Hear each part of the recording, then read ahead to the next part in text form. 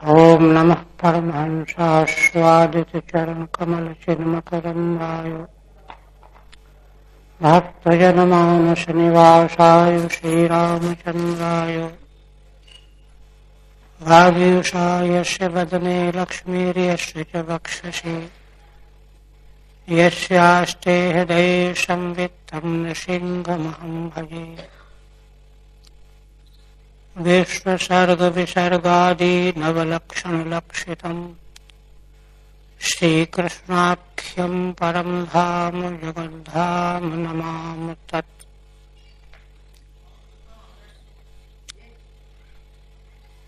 श्रीमद्भागवत के तृतीय स्कंध का द्वितीय अध्याय प्रस्तावित है।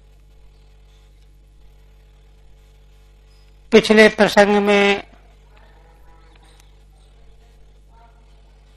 महात्मा विदुर जी के द्वारा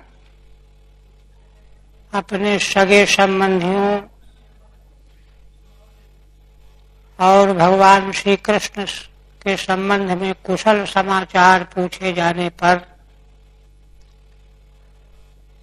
उद्धव जी को भगवान की स्मृति आ गई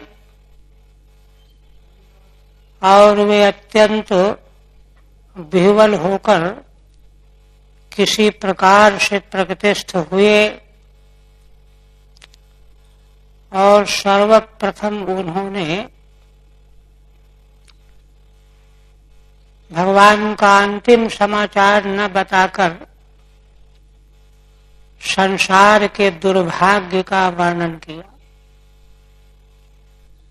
विशेष करके यदुवंशी जो भगवान के साथ में रहते, उठते, बैठते, खाते, पीते, किंतु वे भी भगवान को पहचान नहीं पाए, इस प्रकार से खिन्नता व्यक्त करते हुए भाव विभोर होकर उद्धव जी ने भगवान श्री हरि की महिमा का उल्लेख किया, वर्णन किया, कथन किया। साथ में भगवान की अत्यंत सुगम लीला चरित्रों का स्मरण करके अपने चित्त की व्याकुलता का भी वर्णन किया। और इस प्रकार से वर्णन करने के बाद उन्हीं भगवान का पृथ्वी लोक करके पृथ्वी लोक को छोड़कर जाने का समाचार देने के लिए पूर्व में भगवान के विशेष विशेष लीला चरित्रों का उल्लेख करने जा रहे हैं। श्री भगवान के लीला चरित्रों का चिंतन मनन करने के पूर्व श्री भगवान की महिमा का जैसा कथन उद्धव जी के द्वारा किया गया, जो बड़ी गहराई से हृदयंगम करने योग्य है। क्योंकि भगवान के प्रति प्रीति प्रेम ही तो असल में साध्य है, अंतिम पुरुषार्थ है। वह पुरुषार्थ भगवान की यत् किंचित पहचान होने पर बनता है। जाने बिन न होई प्रतीति, बिन प्रतीति होई नहीं प्रीति, प्रीत बिना नहीं भक्ति दृढ़ाई, जिम खगेश जल की चिकनाई। रामचरितमानस तो श्रीमद् भागवत का ही सारांश है। सारा विषय यहीं से लिया गया है गोस्वामी जी के द्वारा। तो अब ऐसे भगवान की महिमा का उल्लेख करके अब उनके अवतार और लीला चरित्रों का संक्षेप में वर्णन करते हुए आगे उद्धव जी कहते हैं, 24 तक हुआ था ना। वसुदेवस्य देवक्याम जातो भोजेन्द्र बंधने, चिकीर्षुर्भगवानस्याः समजे नाभियाचितः, श्री उद्धव जी कहते हैं कि हे विदुर जी, अस्याः पृथिव्याः समचिकीर्षुः, इस पृथ्वी देवी का कल्याण करने के लिए, भार उतारने के लिए, पृथ्वी को शांति प्रदान करने के लिए अजेन अभियाचिता, अजेन ब्रह्मणा, ब्रह्मा जी ने भगवान की याचना की थी, सभी देवताओं को साथ में लेकर के पृथ्वी के भार का वर्णन किया था। तब ब्रह्मा जी के द्वारा याचना किए जाने पर अस्याः पृथिव्याः समचिकीर्षुः, इस पृथ्वी को शांति कैसे मिले, यह इच्छा करने वाले भगवान ने वसुदेवस्य देवक्याम भोजेन्द्र बंधने जाता, महाराज वसुदेव जी की पत्नी देवकी देवी में भोजेन्द्र मने इंद्र के कारागार में प्रकट हुए। देखिए, जिन भगवान का प्राकट्य ही कितना विलक्षण। कंस के कारागार में वसुदेव देवकी माता पिता गिरफ्तार हैं, वहीं जेल में भगवान प्रकट होते। टीका, इदानीं तस्यांतर्धान प्रकारम वक्तुमादितः आरभ्य। श्रीधर स्वामी कहते हैं कि अभी तक तो उद्धव जी ने भगवान की महती महिमा का उल्लेख किया, बार बार गुणगान किया। महात्मा विदुर जी ने तो कुशल समाचार पूछा था। अब उनके कुशल समाचार के प्रश्न का उत्तर देने के लिए भगवान तो पृथ्वी लोक से अंतर्हित हो गए हैं, तो तस्य अंतर्धान प्रकारम, कैसे भगवान भूलोक से अंतर्हित हो गए, वह प्रकार बताने के लिए आदितः आरभ्य, भगवान के भूलोक में अवतार लेने से लेकर के तच्चरितम संक्षेपतः कथयति, भगवान के लीला चरित्र का संक्षेप से कथन करते हैं। वसुदेवस्य भार्यायाम जाता, श्री भगवान वसुदेव की पत्नी देवकी देवी में प्रकट हुए। कहाँ हैं भगवान को प्रकट करने वाली देवकी देवी? भोजेन्द्र कंसस्तस्य बंधनागारे, कंस के बंधनागार में, जेल में। अस्याः पृथिव्याः सम सुखम, इस पृथ्वी देवी को सुख पहुंचाने के लिए स्वयं चिकीर्षुः, स्वयं भगवान पृथ्वी को शांति देने के लिए प्रकट हुए। अजेन ब्रह्मणा च याचितः सन, क्योंकि इसके पूर्व में ब्रह्मा जी ने भगवान से याचना किया था।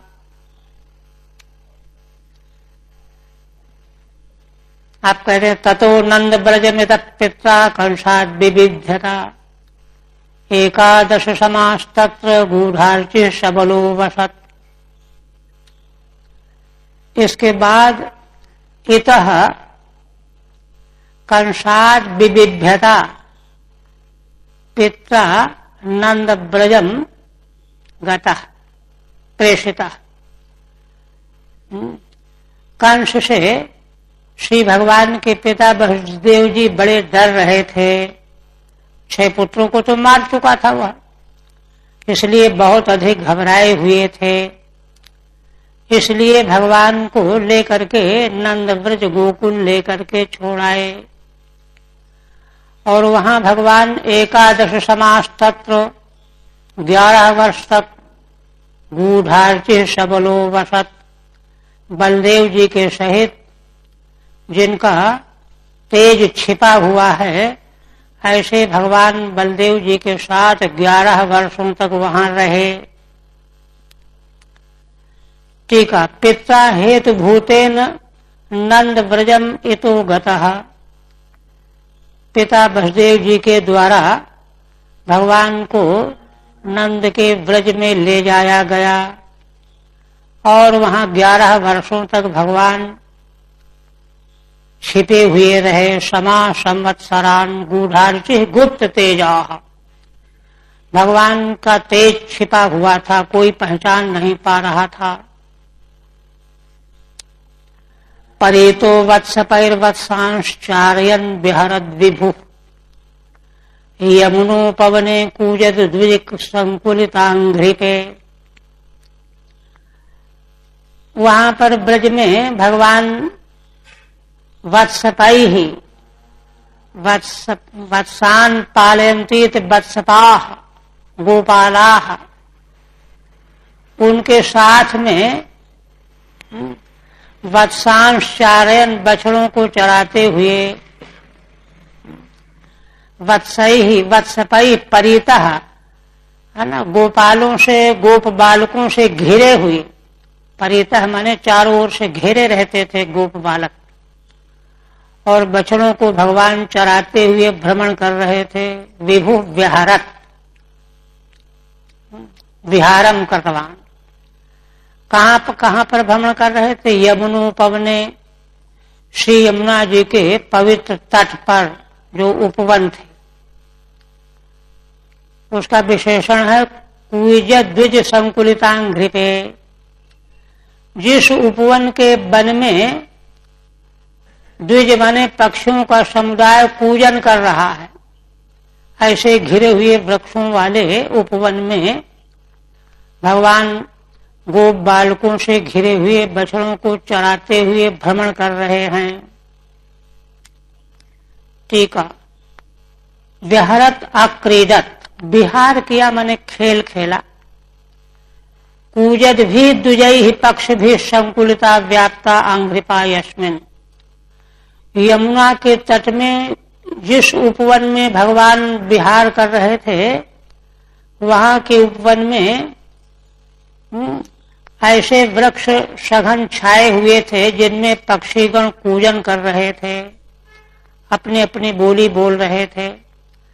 ऐसे शोभा संपन्न वृक्षों वाले उपवन में भगवान क्रीड़ा कर रहे थे। और क्रीड़ा करते करते कौमारीम दर्शनश्चेष्टाम प्रेक्षणीयाम ब्रजौकसाम, रुदन्यु हसन मुग्ध बाल सिंहावलोकन।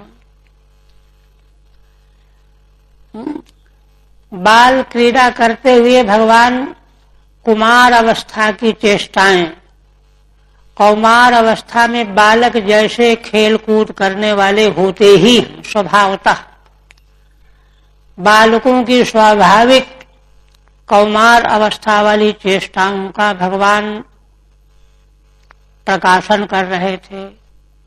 क्यों कर रहे थे? ब्रजौकसाम प्रेक्षणीयाम, ब्रजवासियों को वे चेष्टाएं बहुत मनोहर लगती थीं, प्रेक्षणीय थी।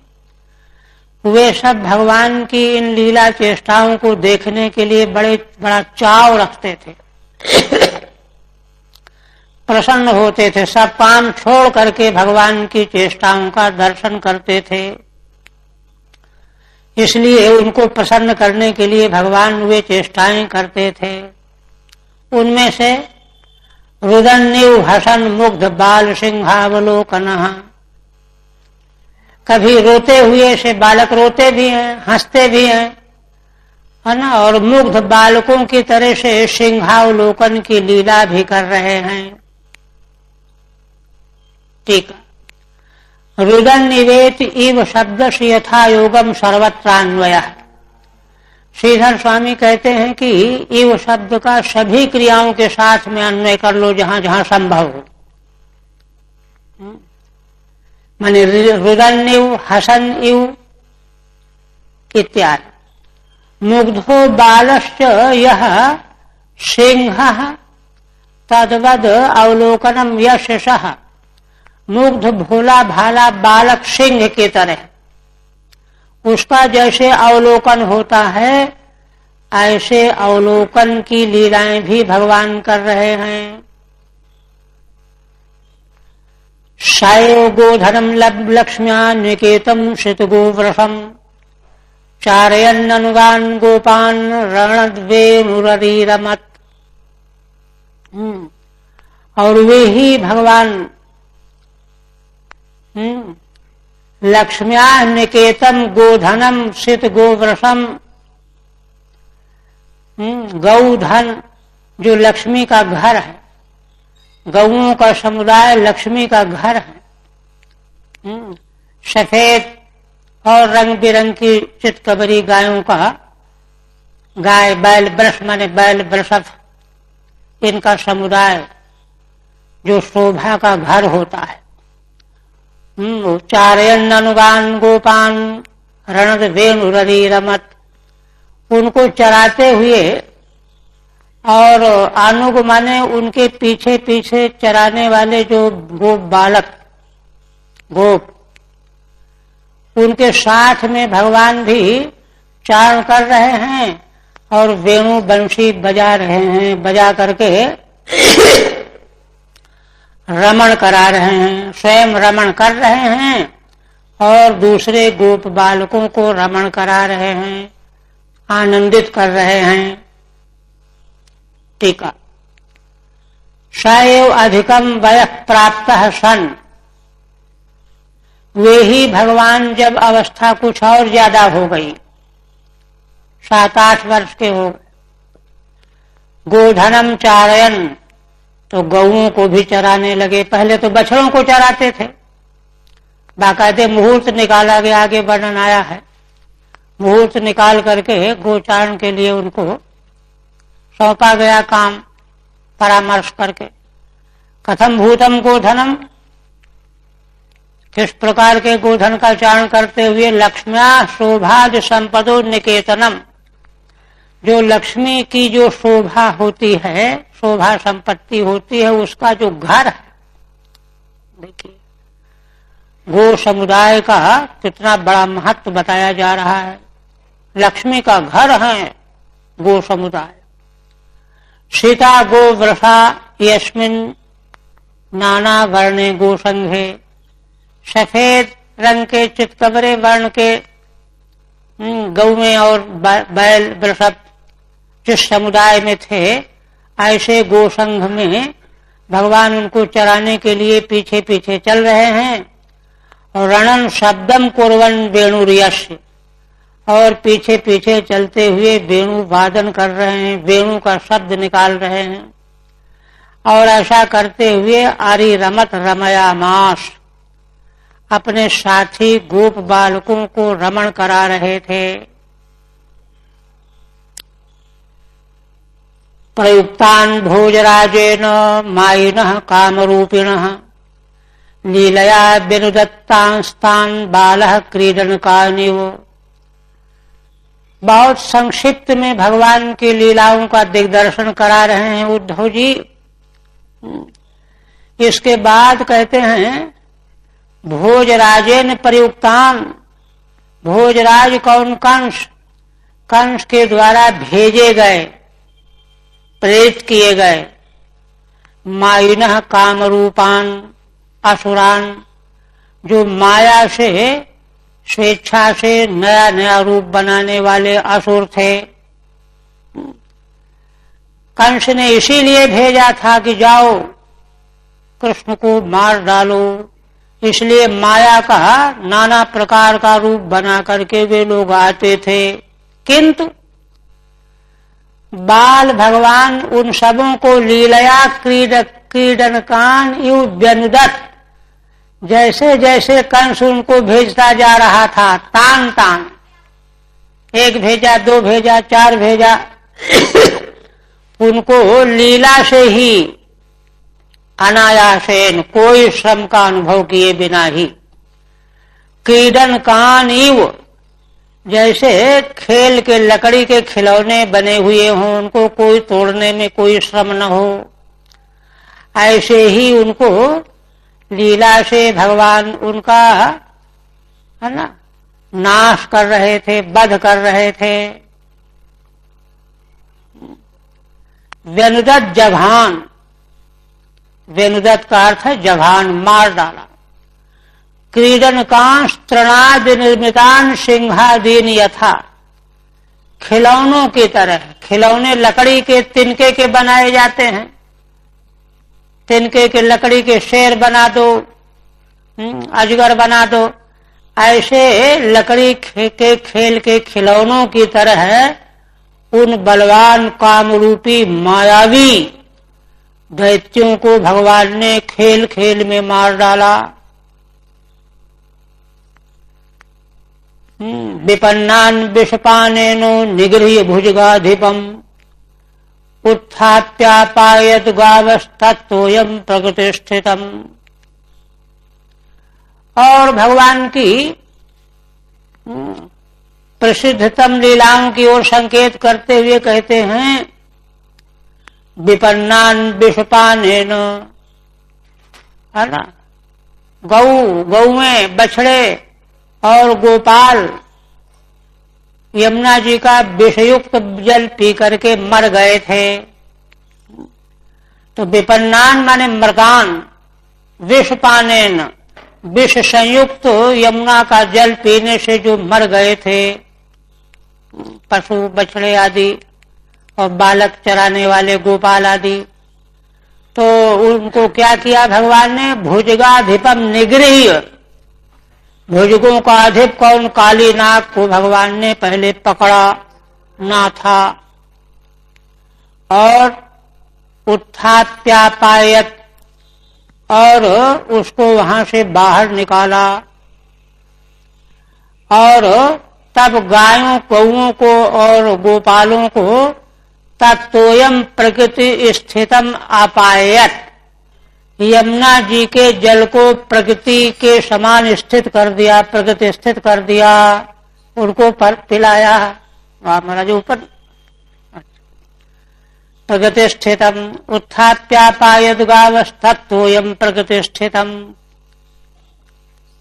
टीका विपन्नान मृतान गोपान, जो गोप मर गए थे, गायें मर गई थी जल पी करके, गावह इति गाश्च उत्थाप, उनको उठाया और काली नाग को अपने वश में करके उसको वहां से निकाला और प्रकृति स्थितम निर्विषम, श्री यमुना जल को निर्विष बना दिया और तब उनको शुद्ध जल पिलाया, शुद्ध जल पीने की सुविधा कर।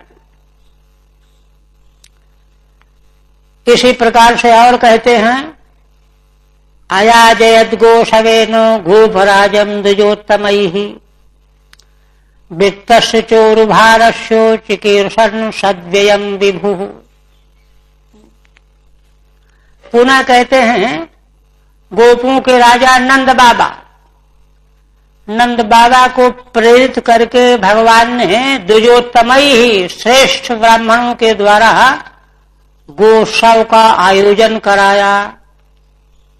गोशव में गायों की पूजा होती, गायों की पूजा, और गायों के चरने के लिए घास आदि जिस गोवर्धन पर्वत से उपलब्ध होती है उसकी पूजा, वह सब मिला करके गोशव कहा जाता है। गोशव नाम का इंद्रयाग को, है ना, निराकरण करके भगवान ने गोशव यज्ञ करवाया। यजमान बने नंद बाबा और ब्राह्मण सब कर्म कराने वाले, यज्ञ कराने वाले। ऐसा भगवान ने क्यों किया? वित्तस्य चोरुभारस्यो चिकीर्षन् सद्व्ययं विभुः। असल में संसार में भगवान अगर धन किसी को दे देते हैं तो उसका सद्व्यय करना चाहिए। सद्व्यय करने का उपाय क्या है कि यज्ञ करो, ब्राह्मणों को दान भी करो, दीन दुखियों की सेवा करो, यही सद्व्यय है। वित्तस्य उर्भारस्य सद्व्ययं चिकीर्षन्, धन भगवान की कृपा से मिला हुआ हो तो उसका सद्व्यय करना चाहिए। यह शिक्षा देने के लिए भगवान ने नंद बाबा से यज्ञ करवाया, गोसव यज्ञ करवाया। ठीक है। इंद्र पूजा भंगेन कृता गवाम पूजैव गोसवः, है ना। श्री भगवान के द्वारा इंद्र पूजा का भंग करके, वहां आगे सब प्रसंग सब लोग जानते ही हैं, शास्त्रार्थ करके भगवान ने निश्चित कर दिया कि नहीं, गोवर्धन की पूजा करना चाहिए। बड़ा शास्त्रार्थ है, वहां मीमांसकों के मत की समीक्षा की गई। उसी को यहाँ गोसव कहा जा रहा है। गवाम पूजैव गोसवः, गायों की पूजा ही गोसव है, गो यज्ञ है। गोपराज कौन थे? नंद बाबा, उनसे करवाया, वे यजमान बने, ब्राह्मण कर्म कराने वाले हुए। वित्तस्य चेत चकाराद इंद्रस्य मान भंगम कुर्वन्। श्रीधर स्वामी कहते हैं कि मूल में तो भगवान के एक प्रयोजन की चर्चा की गई है कि धन यदि भगवान दे तो उसका अच्छा व्यय करना चाहिए। ऐसी शिक्षा देने के लिए गोसव यज्ञ कराया। किंतु वित्त से च है ना, तो चकार से कहते हैं चेति चकाराद इंद्र से मान भंगम कुर्वन्। इंद्र का मान भंग करने के लिए, अहंकार दूर करने के लिए। उर्भारस्य अति समृद्धस्य, क्योंकि जो अति समृद्ध हैं उनको यज्ञादिकों में ही अर्थ का व्यय करना चाहिए। उस समय क्या हुआ? वर्षतीन्द्रे ब्रज कोपात भग्न मानेति बिह्वलः गोत्र लीलात पत्रेण त्रातो भद्रानुग्रहणता। जब भगवान की प्रेरणा से इंद्र यज्ञ रुक गया तो इंद्र को क्रोध हुआ। वे वर्षा करके गोकुल का नाश करना चाहने लगे। वर्षतीन्द्रे ब्रज कोपात, कोपात इंद्रे वर्षति, क्रोधाविष्ट होकर के इंद्र के भयंकर वर्षा करने पर। तो इंद्र ने क्यों वर्षा की ब्रज में? तो भग्न माने, क्योंकि उनका मान भंग हो गया था, उनकी पूजा विघटित हो गई थी, क्रुद्ध हो गए। और तब वह ब्रज अत्यंत विह्वल हो गया इंद्र के द्वारा भयंकर वर्षा किए जाने से। विह्वल होने पर गोत्र लीलात पत्रेण त्रातो भद्रानुग्रहणता। भगवान ने जब देखा कि अरे यह तो ब्रज जो है घबरा गया है इंद्र की वर्षा से, तब भगवान ने अनुग्रह करते हुए गोत्र लीलात पत्रेण, गोत्र माने पर्वत, गोवर्धन पर्वत को लीला लीला में ही अनायासेन आतपत्र माने छाता की तरह से ऊपर उठा लिया, धारण कर लिया। और ब्रजवासियों का भद्र चाहने वाले भगवान ने उनकी रक्षा की। यह भगवान की अगम लीला है। ठीक है।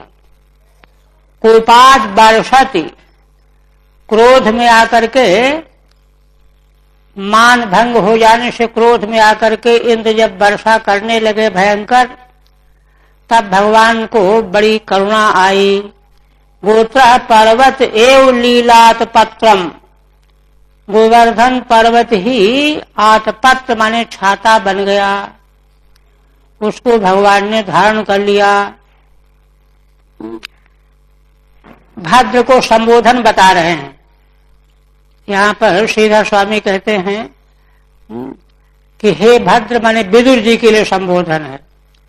उद्धव जी कहते हैं ना कि हे भद्र विदुर जी, भगवान की दयालुता कारुणिकता का संकेत कर रहे हैं कि उन्होंने इंद्र के उस उत्पात से रक्षा करने के लिए करुणा करके गोवर्धन पर्वत को छाता की तरह उठा लिया, धारण कर लिया और इस तरह से रक्षा की। शरच्छशकरैर्मृष्टं मानयन् रजनी मुखम गायन कल्पदम रेमे स्त्रीणाम मंडल मंडनः। पुनः कहते हैं, मैंने दशम स्कंध पूर्वार्ध की प्रायः लीलाओं का 8-10 श्लोक में वर्णन कर दिया उद्धव जी ने। शरद ऋतु के सब आने पर है ना, चंद्रमा की किरणों के द्वारा व्रज प्रदेश सारा का सारा उज्जवल हो गया। सायंकाल में रजनी के मुख में चंद्रमा का उदय होता है तो उससे सारा व्रज सुशोभित होने लगा।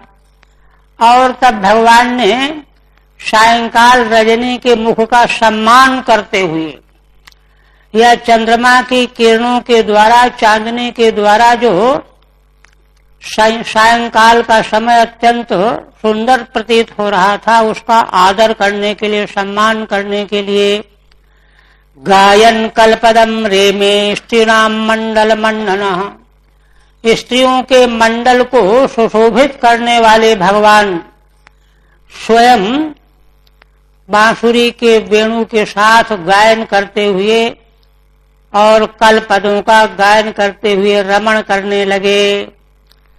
यह भगवान ने क्यों किया? उस सुंदर दिव्य समय का सम्मान करने के लिए यह लीला छेड़ दी। टीका, मृष्टम उज्ज्वलम, चंद्रमा की चांदनी छिटक जाने से रात्रि का जो सायंकालीन मुख था वह अत्यंत उज्ज्वल हो गया दिव्य चांदनी की प्रकाश में। स्त्रीणाम मंडलम मंडयतीत, तथा स्त्रियों के समुदाय के मध्य में भगवान के विराजमान होने पर बड़ी शोभा हो रही थी। भगवान की विद्यमानता से उस स्त्री समुदाय की शोभा बढ़ गई थी। ऐसे भगवान ने उस संध्याकालीन समय का सम्मान किया और वेणुवादन किया, गायन किया।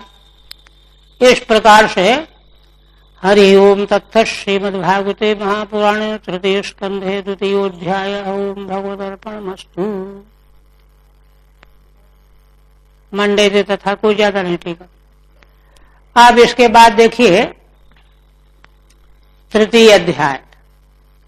तृतीये मथुरामेत्यो व्रजात् कंस बधादिकम् यत्कृतं द्वारिकायां च कृष्णेन तदवर्णयत्।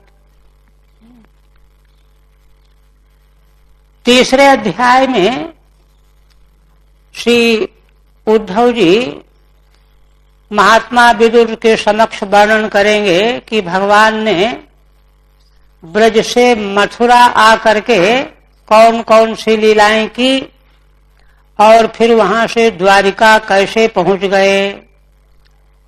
भगवान की मथुरा और द्वारिका लीलाओं का संक्षेप में वर्णन करने जा रहे हैं। उद्धववाच ततः सा आगत्य पुरं स्वपित्रोश्चिकीर्षयासं बलदेव संयुतः निपात्य तुंगाद्रिपुरूपयूथनाथं हतं व्यकर्षत व्यसुमोजशोर्व्याम्। उद्धव जी भगवान की उन्हीं पूर्व लीलाओं के आगे की लीलाओं का वर्णन करते हुए कहने लगे, ततः माने तदनंतरम, वे भगवान श्री कृष्ण कंस के द्वारा अक्रूर को भेजकर बुलाए जाने पर सा आगत्य पुरम सुपित्रो, जहां उनके माता पिता वसुदेव देवकी जेल में पड़े हुए थे वहां आए और पितरोश्चिकीर्षया अपने माता पिता का हित चाहते थे। बलदेव के साथ मिल करके मथुरापुरी आ गए।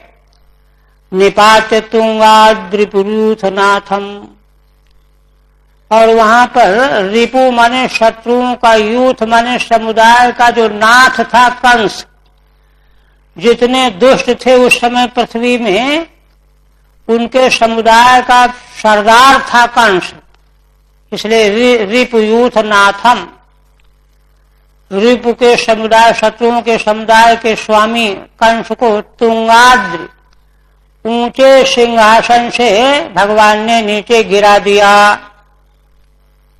निपात्य तुंगाद रिपुयूथनाथम हतम व्यकर्षद व्यसमोजसूर्व्याम, और वह भगवान के द्वारा नीचे पटक दिए जाने पर ही प्राण निकल गए, किंतु फिर भी भगवान ने उसको पृथ्वी पर घसीटा, खींचा। व्यकर्षद, पाप करने वाले की यह दशा होती है, यह शिक्षा देने के लिए भगवान ने उसको जमीन पर खींचा, आकृष्ट किया। टीका, समित्य व्ययम, अपने माता पिता का सम माने कल्याण चाहते हुए भगवान मथुरा आए।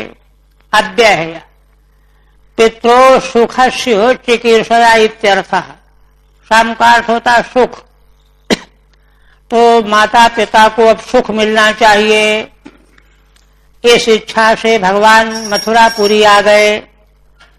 तुंगात राजमंचात, ऊंचे राज्य सिंहासन से कंस को, रिपुयूथा नाम नाथम कंसम, शत्रुओं के जो समुदाय थे, टुकड़ियां कई थी ना पूरे भारतवर्ष में, उनका वह नाथ था, सरदार था कंस।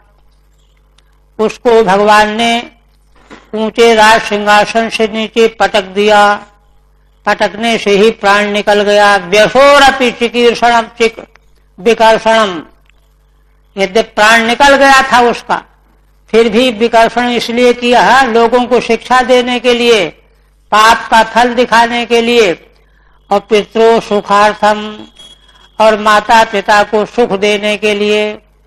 जेल वहीं पास में ही थी जहां पर वसुदेव देवकी गिरफ्तार थे।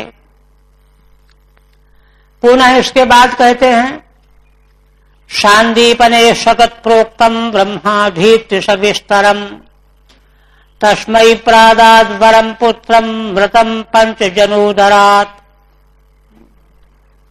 इसके बाद भगवान की अग्रिम लीला क्या हुई? शांदीपनी नाम के गुरु से एक बार वेद का श्रवण करके, शकत प्रोक्तम वेद, ब्रह्म माने वेदम अधीत्य, विस्तार के साथ माने उपांग, अंग उपांग के साथ एक ही बार उनके द्वारा उच्चारण सुन करके भगवान ने सारा वेद अध्ययन कर लिया।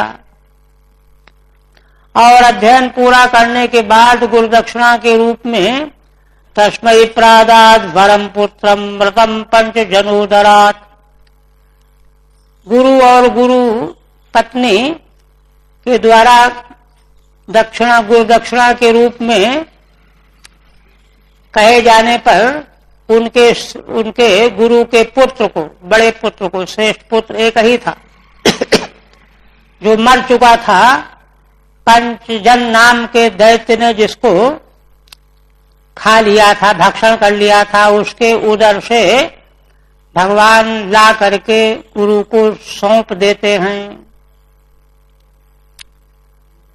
ठीक है, ब्रह्म वेदम, वेद का भगवान ने गुरु के मुख से एक बार उच्चारण सुन करके अध्ययन कर लिया। सविस्तरम माने सदंगादि सहितम, व्याकरण छंद ज्योतिष शिक्षा 6 अंगों के सहित सारा वेद अध्ययन कर लिया। पंच जनोदरद विदारण द्वारा, पंचजन नाम के दैत्य के द्वारा गुरु के पुत्र को भक्षण कर लिया गया था, तो उसके उदर को विदीर्ण करके भगवान ने गुरु पुत्र को ला करके गुरु जी को सौंप दिया। पुत्र मानिए इत्यर्थः। पुनः समाहुता भीष्मक कन्यया ये श्रियः सवर्णेन बुभूषयैषाम्, गांधर्ववृत्त्या मिषतां स्वभागम जहरे पदम मूढ़ दधत् सुपर्णः। पुनः कहते हैं, भीष्मक की कन्या रुक्मिणी देवी, उनके द्वारा जिनका आवाहन किया गया था, ब्राह्मण के द्वारा पत्र भेज करके, श्रियः सवर्णेन, ये भीष्म की कन्या कौन है? श्री लक्ष्मी जी के समान वर्ण वाली लक्ष्मी जी का ही स्वरूप है। लक्ष्मी का तो अवतार ही है। विभूषयैषाम गांधर्ववृत्य अथवा विभूषया, उनके सौंदर्य प्रभाव से आकृष्ट होकर के सारे पृथ्वी के राजकुमार राजा आए हुए थे। किंतु रुक्मिणी देवी ने तो भगवान का ही आवाहन किया था। गांधर्ववृत्या मिषताम स्वभागम जहरे पदम्बूध दधत सुपर्णः। चाहे तो ऐसा कीजिए कि रुक्मिणी देवी ने तो भगवान का आवाहन किया था, किंतु रुक्मी जो उनके भाई थे उन्होंने शिशुपाल से विवाह की बात तय कर ली थी, तभी तो उनको पत्र भेजना पड़ा था। तो इसलिए शिशुपाल के साथी लोग आए चारों दिशाओं से और कहते हैं कि भीष्म कन्या के द्वारा आहूत किए जाने पर पत्र के माध्यम से भगवान आए। गांधर्ववृत्या मिषताम स्वभागम, और सारे दुष्ट राजाओं के देखते देखते गांधर्व वृत्ति से, क्योंकि रुक्मिणी जी भगवान का ही अपना भाग हैं। स्वभागम जहरे, है ना, मूर्ध्नि पदम दधत सुपर्ण, जैसे सुपर्ण गरुड़ जी ने जैसे स्वर्गलोक से, है ना, अमृत कलश देवताओं को पराजित करके छीन लिया था, अपना भाग ले आए थे, ऐसे ही भगवान ने सभी दुष्ट राजाओं के सिर पर पैर रख करके अपने भाग स्वरूपा रुक्मिणी जी को गांधर्व वृत्ति से हरण कर लिया था। ठीक है। भीष्मक कन्या रुक्मिण्या, भीष्मक की कन्या रुक्मिणी देवी के द्वारा ये राजानः समाहूता, जो राजा लोग आहूत किए गए थे। तो देखिए, राजा लोग तो नहीं आहूत किए गए थे, उनके द्वारा तो केवल भगवान ही आहूत किए गए थे। समाहूता में हर्ष जो है आर्ष प्रयोग है, समाहूता चाहिए। यहाँ समाहूता है ना, समाहूता शुद्ध प्रयोग चाहिए, आर्ष प्रयोग है, वैदिक प्रयोग होकर के हर्ष हो गया। अथवा कहीं कहीं समाहर्ता पाठ भी है। समाहर्ता का मतलब आकृष्टा इत्यर्थ। तो आकृष्ट अर्थ तो लग जाएगा। भगवती रुक्मिणी देवी के, है ना, अनंत गुणों से आकृष्ट होकर के सारे संसार के राजा राजकुमार आ गए थे।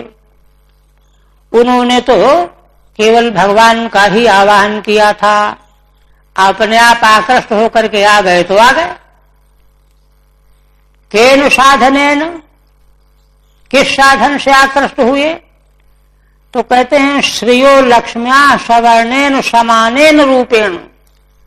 रुक्मिणी भगवती का स्वरूप लक्ष्मी जी के समान था, तो लक्ष्मी जी के प्रति सभी आकृष्ट होते हैं, इसलिए उनके समान वर्ण से ही सारे राजा आकृष्ट होकर के चले आए थे, खींच गए थे।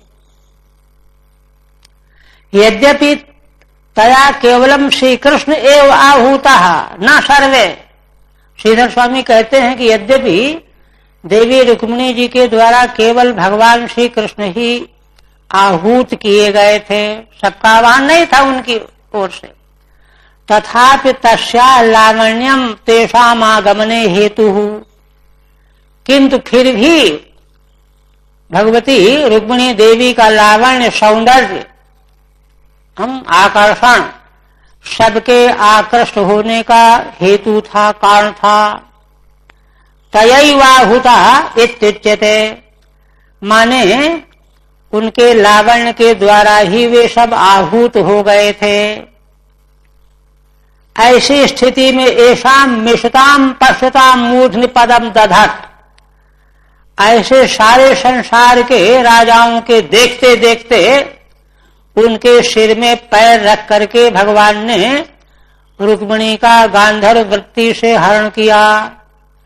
तया सह गांधर्व वृत्त्या परस्पर समय रूपया बुभूषया, गांधर्व वृत्ति से विवाह का ढंग है परस्पर सहमति से, परस्पर समय रूपया बुभूषया, या तो पहले ही पत्र भेज करके रुक्मिणी देवी ने भगवान को आवाहन कर लिया था। बुभूषया भवतुमिच्छया जहार, इसलिए इसी इच्छा से भगवान ने हरण कर लिया।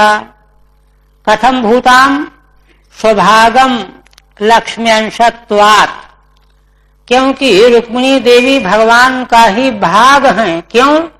लक्ष्मी जी भगवान की हैं और लक्ष्मी जी का अंश रुक्मिणी जी हैं, तो भगवान का भाग तो है ही। तथा स्वात्मनो अर्पितत्वाच्च, और दूसरी बात यह है कि रुक्मिणी देवी ने अपने आप को भगवान को अर्पण कर दिया था। उनका तो पत्र ही ऐसा था कि अगर आप नहीं आएंगे तो मैं यह शरीर त्याग दूंगी। सुपर्णा सुपतना, जैसे सुपर्ण है ना, सुपर्ण माने सुपतन, वही गरुड़ जी। यद्वा सुपर्ण इव स्वभागम सुधाम इत्यर्थः, जैसे सुपर्ण गरुड़ जी ने अपना भाग अमृत छीन लिया था। यद्वा श्रेयो रुक्मिण्या समानम वर्णद्वयम वाचकम यश सा श्रियः सवर्णो रुक्मी तेन समाभूता शिशुपालादयः। एक तीसरी व्याख्या और करते हैं, यद्वा श्रियो रुक्मिण्या, श्री जी तो हैं रुक्मिणी जी, उन्हीं के समान दो वर्ण जिनके नाम में हैं वाचक रूप में। कौन? रुक्मी। अरे रू और माँ दो अक्षर है ना, रुक्मिणी में भी रू और माँ है और रुक्मी में भी है, तो है ना, सवर्णन का अर्थ कर रहे हैं श्रीधर स्वामी। सवर्ण कौन हो गए? रुक्मी हो गए, क्योंकि रुक्मिणी देवी में जैसे वर्ण है वैसे ही रुक्मी में भी है। समानम वर्णद्वयम वाचकम, दो वर्ण तो समान है ही। यश सा श्रियः सवर्णो, इसलिए लक्ष्मी जी के सवर्ण हो गए रुक्मी। तेन समाभूता, तो उन्होंने शिशुपाल आदिकों को तो बुलाया ही था, बारात ही आई थी। किमर्थम भीष्मक कन्या सह तेषाम बुभूषया भूतिर्भवतु इत्येतदर्थम। रुक्मी ने क्यों बुलाया शिशुपाल आदिकों को? भीष्मक की कन्या रुक्मिणी के साथ उनको एक कर देना चाहते थे, विवाह कर देना चाहता था रुक्मी। बुभूषया भूतिर्भवतु, इनके साथ में जो है एक हो जाएं, इत्येतदर्थम। तत्र शिशुपालस्याह्वानम वरत्वेन बुभूषया, रुक्मी के द्वारा शिशुपाल का आवाहन तो वर रूप में किया गया था, उसी से विवाह करना चाहते थे रुक्मी। किंतु जरासंधादि नाम तद विवाह उत्सवेन, जरासंध आदि जो आ गए थे विवाह के उत्सव में सम्मिलित होने के लिए, शेषम पूर्वत, तो ऐसे उन सभी शिशुपाल जरासंध आदिकों के देखते देखते उनके सिर में पैर रख करके भगवान ने अपनी ही अंश स्वरूपा रुक्मिणी देवी का गांधर्व वृत्ति से हरण कर लिया। पुनः कहते हैं, काकुदमतो अविध्यनसो दमित्वा स्वयंवरे नाग्निजिति मिवाह तद्भग्नमानानपि गृध्यतो ज्ञान जघ्ने क्षतः शास्त्रभृतः स्वशस्त्रैः। श्री भगवान ने नाग्निजिति, सत्या नाम की पटरानी ये भी थी भगवान की, उनसे विवाह किया था। कैसे किया था? है ना, बड़े बड़े ऊंचे डील वाले भयंकर सींगों वाले 7 बैल थे। ककुदमतो अबिध नशः, जिनकी शर्त थी, जिनके नाक में किसी ने नाक नहीं डाला था आज तक, वो किसी के पकड़ में ही नहीं आते थे, ऐसे उन 7 बैलों को स्वयंवर में भगवान ने ही दमन किया, नाक डाल दिया। और नागनजिति सत्या, जिनका दूसरा नाम है, उनके साथ विवाह किया स्वयंवर में। शर्त थी, जो कोई इन बैलों को वश में कर ले उसी के साथ विवाह करेंगे। भगवान ने वश में कर लिया, दमन कर लिया खिलौने की तरह से। तो यह देख करके सारे राजा जो प्रतिद्वंदी थे सब नाराज हो गए और रास्ते में भगवान को घेर लिया जब विवाह करके जा रहे थे। तद भग्नमानान विग्रभ्यतो ज्ञान, है ना। उद्धव जी कहते हैं कि उनका मान भग्न हो गया था, निस्तेज हो गए थे, इसलिए उनको अहंकार के बस आकर के रास्ते में घेरा भगवान को। गृध्य थे कि हम सब लोग मिल करके जीत लेंगे। वे अज्ञानी थे। उन अज्ञानी राजाओं को जघ ने अक्षतः शस्त्रभृतः स्वशस्त्र ही, अपने शस्त्रों के द्वारा भगवान ने उनके शस्त्रों से अक्षत रहते हुए उन सारे राजाओं का एक भी शस्त्र भगवान को स्पर्श भी नहीं कर पाया, और भगवान ने अपने शस्त्रों के द्वारा उनको घायल करके सब भाग खड़े हुए, भाग गए। ये लीला भगवान की। टीका, ककुदमतो वृषभान अबिध नासिकान, बड़े बड़े डील वाले वृषभ बैल जिनकी नासिका में डोरी नहीं पड़ी थी, विद्ध नासिकान कृत्वा इति वा, उनको भगवान ने विद्ध नासिका कर लिया, नाथ डाल दिया, वश में कर लिया। तैर वृषभैस्तद्दमनेन च, उन वृषभों के द्वारा और उनका दमन करके द्वारा भग्नो मानो ये शाम, तो इसी से सारे राजाओं का मान भग्न हो गया कि हम तो कुछ कर नहीं पाए, इन्होंने कर लिया। तथापि तान गर्भतः, फिर भी वे चाहते यही थे कि राजकुमारी हमको प्राप्त हो जाए। कामयमानान अतएव अज्ञान, आखिर वे अज्ञानी ही थे। शास्त्र भ्रतो राज्ञा, शास्त्र लेकर के आ गए रास्ते में। तत्शस्त्रैः अक्षत एव जघान, और सबों ने मिल करके भगवान पर प्रहार किया। भगवान अक्षत रहते हुए अपनी बाण वर्षा के द्वारा उन सबों को भगा दिया। पुनः प्रियम प्रभुर्ग्राम्य इव प्रियायाः विधित्सुरार्ष द्युतरुम यदर्थे, वज्राद्रवन् द्रवत्तम सगणो रुहान्धः क्रीडा मृगो नूनमयम् वधूनाम्। उद्धव जी की भगवान की एक लीला का और वर्णन करते हैं। कहते हैं कि भगवान ने प्रभु ग्राम्य इव प्रियायाः प्रियम चिकीर्षुः विधित्सुः, जैसे गांव के लोग, ग्रामीण लोग, घर गृहस्थी वाले लोग पत्नियों को चाहते हैं, उनकी इच्छा पूरी करते हैं ना, इसी प्रकार से ग्राम्य मनुष्यों की तरह अपनी प्रिया की इच्छा पूर्ण करने के लिए विधित्सुः आर्षद्युतरम यदर्थे, उन्हीं के लिए स्वर्ग लोक से, है ना, द्युतरु पारिजात का वृक्ष भगवान ले आए। उनकी इच्छा हो गई कि इसको ले चलिए, तो ले आए। पहले उन्होंने याचना की, देवलोक की बात है ना।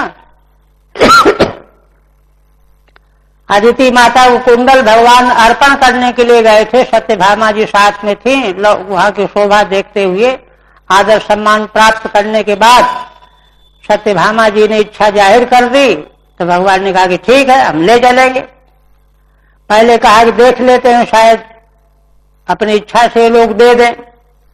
तो जब देवराज इंद्र को समाचार मिला कि भगवान जो है पारिजात ले जाना चाहते हैं भूलोक में, तो कहा अच्छा जरा हम सची से पूछ ले।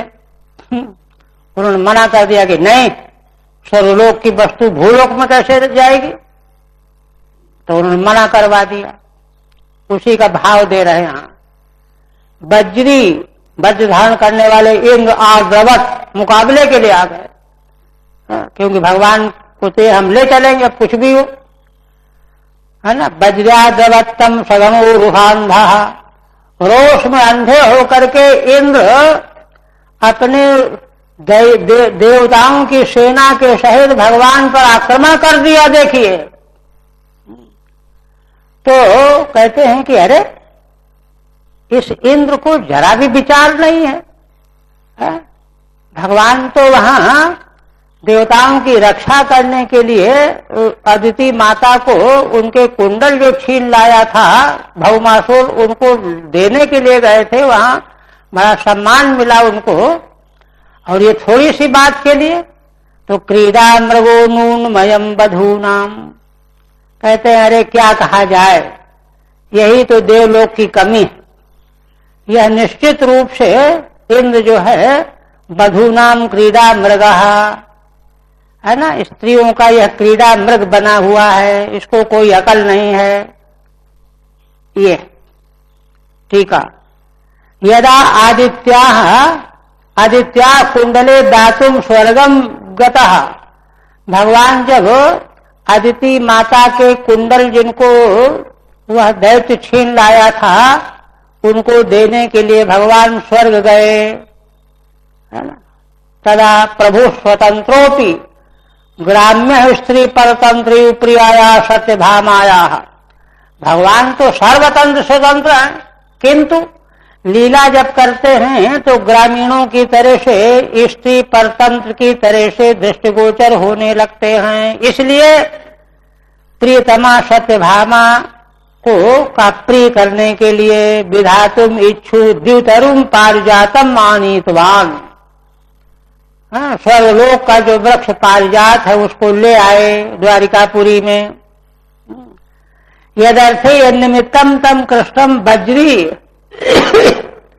और वह प्रसंग तो यहां विस्तार से नहीं कहा गया, लंबी बात है। संक्षेप में कह रहे हैं कि जिस पारिजात के संबंध में निमित्त से भगवान श्री कृष्ण के पास वज्रधारी इंद्र स्त्री प्रेरितो योद्धुम अन्वधावत, शची के द्वारा प्रेरित किए जाने पर युद्ध करने के लिए आ गए। स्वकार्य साधकेन तेन युद्धोद्यमः तस्या युक्त एवेत्याह, कहते हैं कि जिन इंद्र का कार्य भगवान के द्वारा सिद्ध हुआ, ऐसे भगवान के द्वारा युद्ध करने को तत्पर हो जाना तो इंद्र के लिए शोभा की चीज नहीं है। युद्धोद्यमः तस्य अयुक्त एवं, अयुक्त ही है, ऐसा तो नहीं इंद्र को करना चाहिए। कहते हैं हाँ करना तो नहीं चाहिए, किंतु क्या किया जाए। क्रीड़ा मृगो नूनमयम बधूनाम, अरे यह इंद्र तो स्त्रियों के खेल का खिलौना बन गया।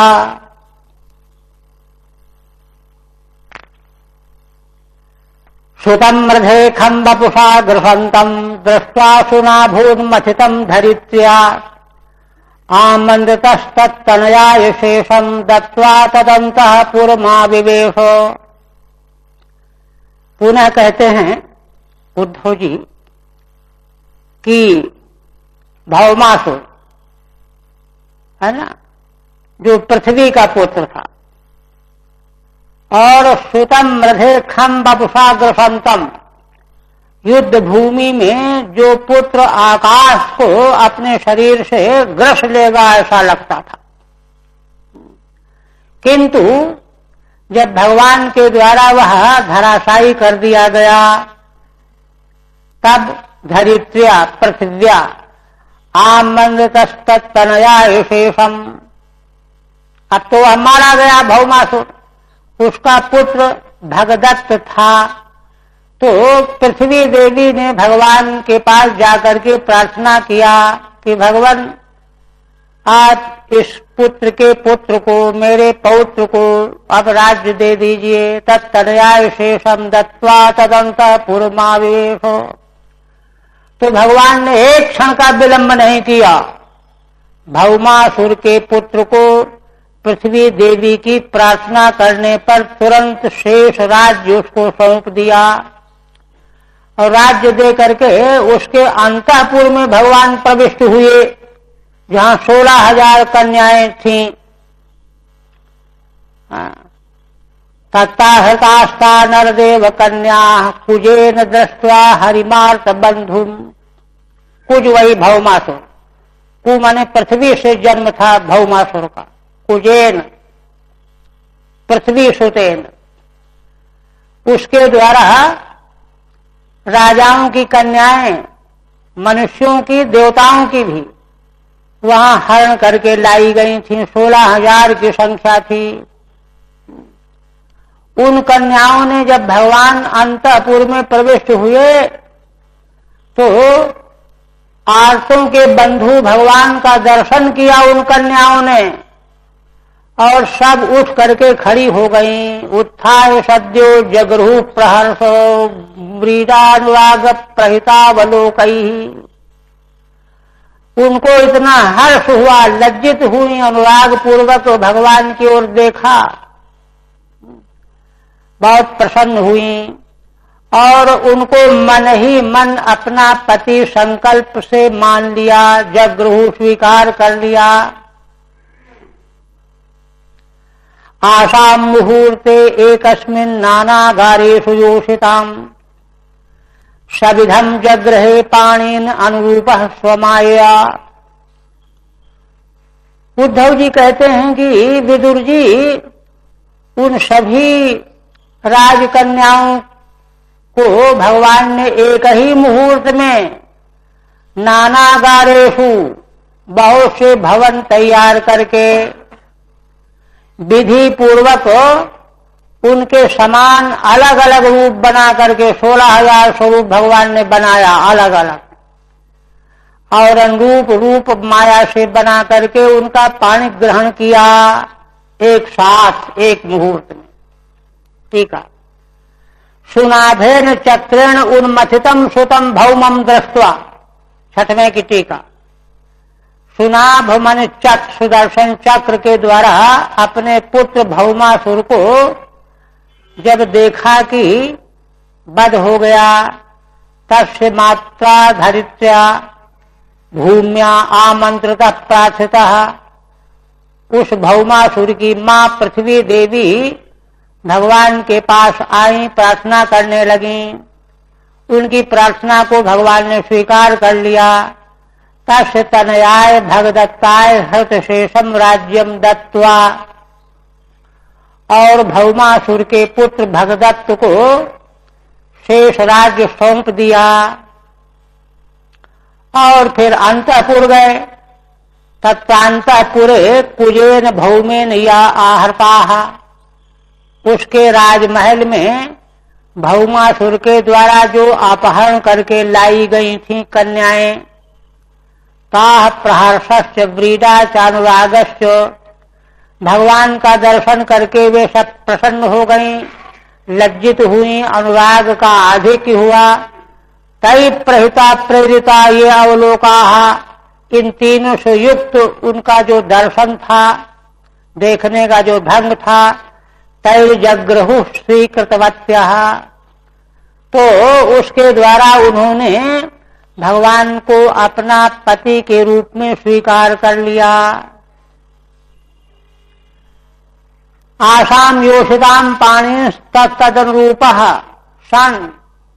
और तब भगवान ने जो है उन 16,000 कन्याओं को का हाथ उनके अनुरूप स्वरूप बना करके सविधम विवाहोचित प्रकार सहितम यथा भवति तथा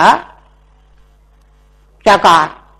विधि पूर्वक जिस प्रकार से विवाह पद्धति में कन्या का हाथ पाणी ग्रहण करने का विधान है, वैसे ही विधि पूर्वक भगवान ने स्वीकार कर लिया, ग्रहण कर लिया।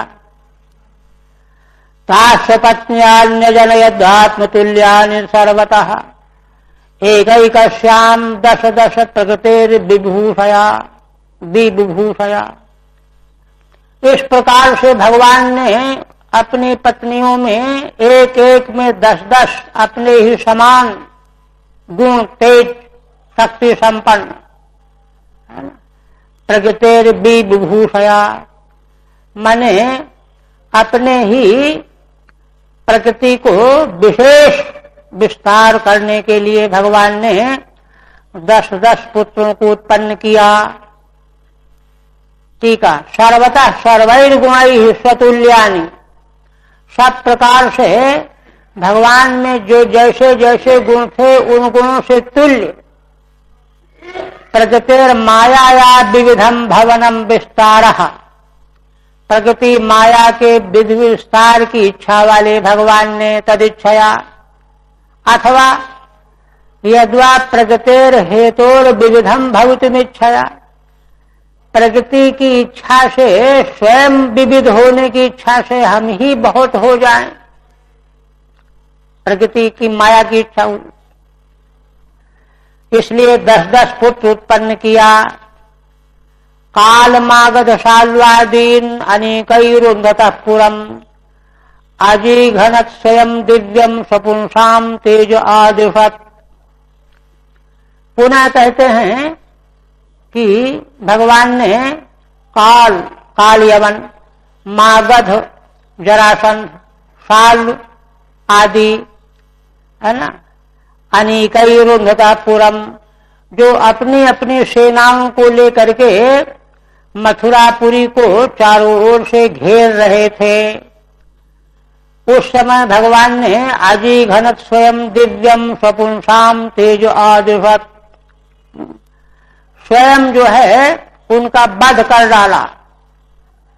स्वयं दिव्यम स्वपुंसाम तेज आदिशत, किन्हीं को अपने पुरुषों के द्वारा, अपने अनुयायियों के द्वारा स्वयं अपना तेज उसमें आहित करके भगवान ने दूसरों के द्वारा, जैसे जरासंध को भीमसेन के द्वारा मरवाया, तो दूसरों के द्वारा काल यवन को भी जो है मुचकुंद के दर्शन से मरा।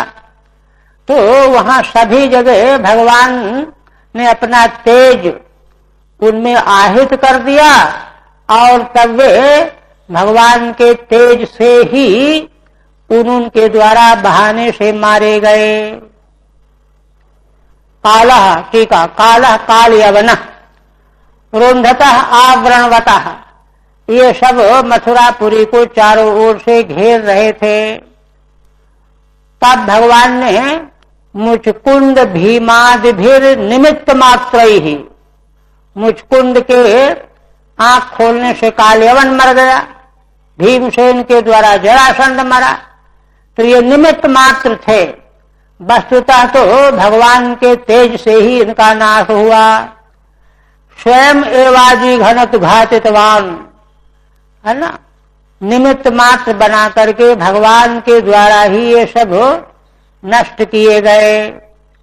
तेन च स्वपुंसाम तेजः प्रभावम कीर्तिम च दत्तवान, है ना, भगवान ने ऐसा करके क्यों ऐसा किया, अपना तेज दे दिया तो उनका प्रभाव संसार में फैल गया, कीर्ति दे दी, नहीं तो कीर्ति उनको फिर कैसे मिलती, इसलिए उनको कीर्ति देने के लिए भगवान ने ऐसा किया। और देखिए संबरम द्विविधम बाणम मुरम बलवलमेव च अन्यांश दंत वक्त्रादीन अवधीत पांश घातयत। संबरासुर, द्विविध, बाणासुर, मुर, बलवल और भी इसी प्रकार से दंत वक्त आदि, इनको भगवान ने बहुतों का स्वयं वध किया और पांश घातयत, किन्हीं किन्हीं को दूसरों के द्वारा मरवाया। टीका संबर द्विविध बलवलान अन्यानपि कांशित प्रद्युम्न रामादिभिर घातयत अघातयत। संबर को, द्विविद को, बलवल को, इनको प्रद्युम्न आदि के द्वारा, बलराम जी के द्वारा मरवाया। घातेन इति वा पाठः, कहीं घातेन क्षत्रिय प्रत्यांत पाठ भी है, मरवाते हुए अर्थ हो जाएगा। और दंत बक्सादीन स्वयं अवधित, दंत बक्सादिकों को भगवान ने स्वयं मारा। आथते भ्रातृपुत्राणाम पक्षयोपतितान् नृपान् चचाल भू कुरुक्षेत्रम येषामापतताम् बलैः। अब उपसंहार की ओर आ रहे हैं। हे विदुर जी, तुम्हारे भाइयों के पुत्र, इनके बड़े भाई धृतराष्ट्र, बीच के भाई पांडु, इनके पुत्रों में, भाइयों के पुत्रों में दो पक्ष हो गए। तो कुछ राजा, दुष्ट राजा एक पुत्र के पक्ष में आ गए, कौरवों के पक्ष में, कुछ पांडवों के पक्ष में, और उनके द्वारा चचाल भू कुरुक्षेत्रम, कुरुक्षेत्र की पृथ्वी हिलने लगी। येषाम आपतताम बलैहि, उन सबों के पक्षपाती राजाओं की सेना के इकट्ठा होने से कुरुक्षेत्र की पृथ्वी हिलने लगी।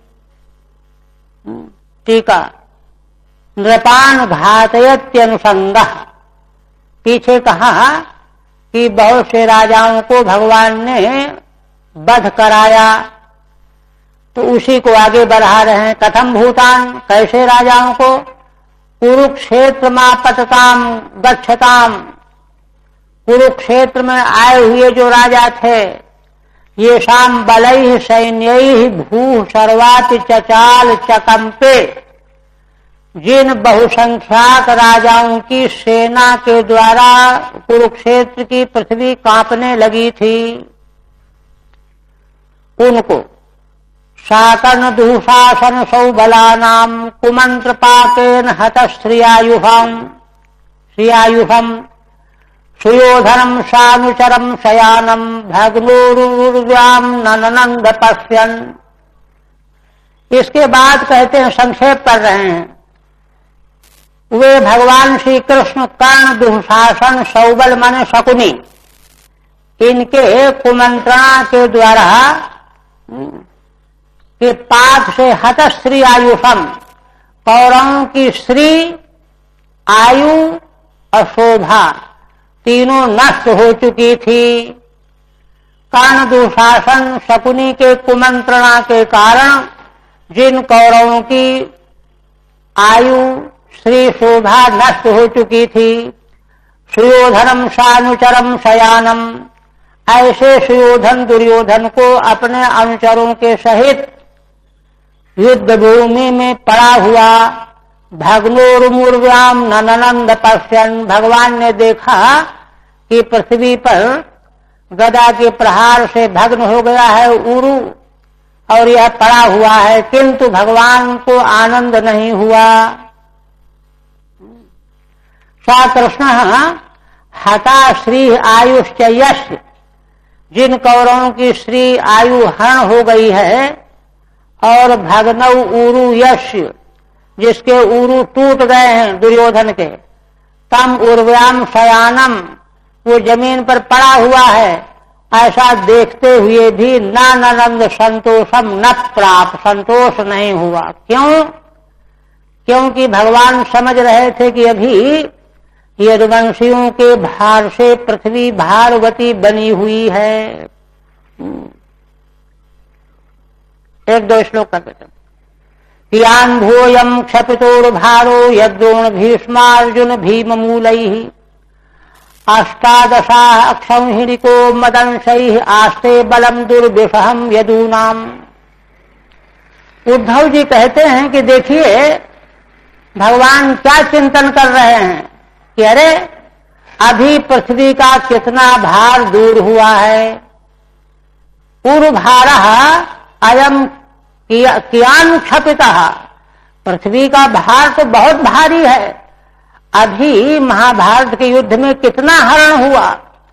यद्रोण भीष्मार्जुन भीम मूलैः, द्रोणाचार्य, भीष्म पितामह, अर्जुन, भीमसेन के द्वारा अभी पृथ्वी का थोड़ा ही भार नष्ट हुआ है। कितना थोड़ा? 18 संहृको मदंशैः, 18 अक्षौहिणी का भार ही तो अभी द्रोण, भीष्म, अर्जुन के द्वारा नाश हुआ है।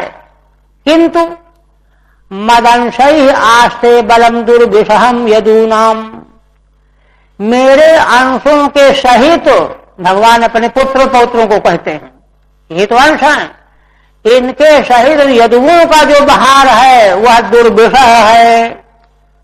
यदु नाम दुर्विषहम बलम भारम आस्ते इदानीम, इसलिए एक और मिथो यदैषाम भविता विवादो, भगवान को कितनी बड़ी चिंता है। यदुवंशियों का भार जब तक नष्ट नहीं होगा तब तक पृथ्वी का भार उतारने का जो लक्ष्य था वो पूरा नहीं होगा। और ये भार नष्ट कैसे हो? मिथो यदैषाम भविता विवादो मध्वामता दाताम्र विलोचनानाम नैषाम बधोपाय इयानतोन्यो मयुध्यते अंतर दधते स्वयं स्मो। देखिए ये सारा वर्णन उद्धव जी के द्वारा किया जा रहा है। उद्धव भगवान के साथ रात दिन एक साथ रहे,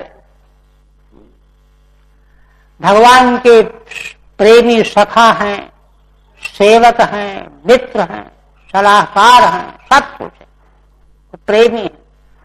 और भगवान के वियोग में उनकी क्या हालत है पहले बताया जा चुका है। तो ऐसे भगवत तत्व के परिविज्ञान से परिचित महान पुरुष के द्वारा भगवान के बारे में जो कहा जा रहा है वो बहुत गहन कथन है, मूल्यवान कथन है।